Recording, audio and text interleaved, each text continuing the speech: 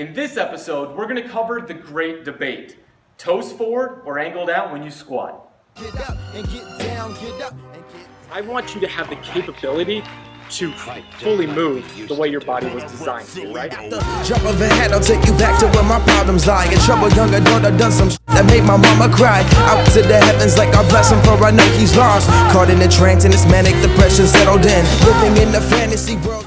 Hey, what's up everybody? I'm Dr. Aaron Horschig from Squat University, and this is episode 4 of the Ask Squat You show. Hope you guys are having a great day so far. I just got done with a great workout at Kansas City Weightlifting.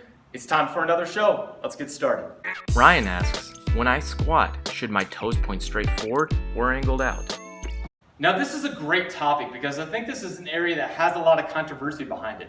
I think there's a lot of coaches that say that you need to squat with a straight forward foot all the time, and then there's other experts out there that say that turning the toes out is more efficient for producing force and power. So, who's correct? Well, I actually think it's probably a combination of both. Let me explain. The squat is a movement ever before it's an exercise. So most of us should be capable of great movement. This means a squat with a relatively straightforward foot. This is about a 5 to 7 degree toe out angle, which is anatomically neutral. It's not completely straightforward. Now, I think most people would agree, squatting with your feet straight forward is much harder than turning the toes out. That's the point. In order to squat like that, you have to be able to show adequate ankle mobility, adequate hip mobility, good pelvic and core control, and great balance. Now, there will always be some people who a straightforward foot bodyweight squat is not capable. This is because their body was formed a little bit differently anatomically. For some, they'll have a femur that's angled one way or the other a little bit more. This is called femoral anteversion or retroversion. Some people will have tibia bones that are twisted one way or the other. This is called tibial torsion.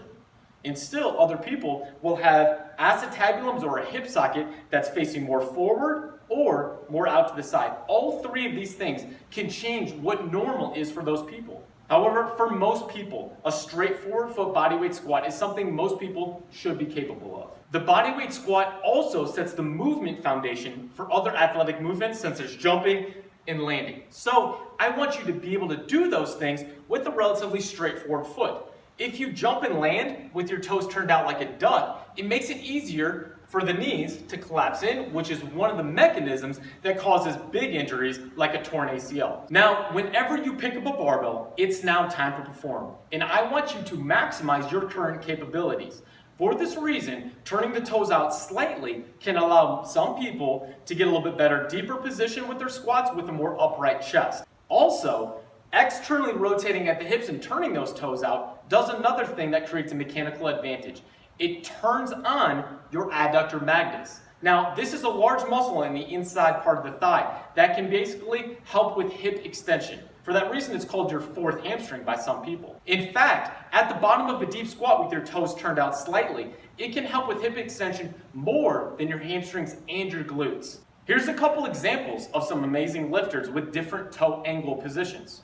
The first lifter right here we can see uses a relatively straightforward foot. However, the lifter on this side has their toes turned out just slightly. It's all about finding what's best for your body when it comes down to barbell training. What I don't want to see is an excessive toe out angle. When those toes get turned out more than 30 degrees, it decreases your ability to produce torque at the hips. It can lead to a greater inclination for the knees to cave in. As a coach, I urge you to screen your athlete's squat with a straightforward foot to help illuminate any problems in their movement that you can then address. However, when it comes time to barbell training and they strap those shoes on and pick up the barbell, turning the toes out slightly can help you reinforce your current movement capabilities. It's then time to perform. I hope you guys liked today's Ask Squat You show. If you did enjoy it, please subscribe to my channel and share it with your friends.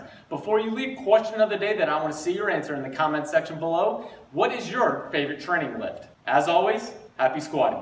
Hometown hero on the road doing shows and sold out arenas. You can call me what you want, but you won't ever slow my dreams up. This is the vision of a dreamer. I seem to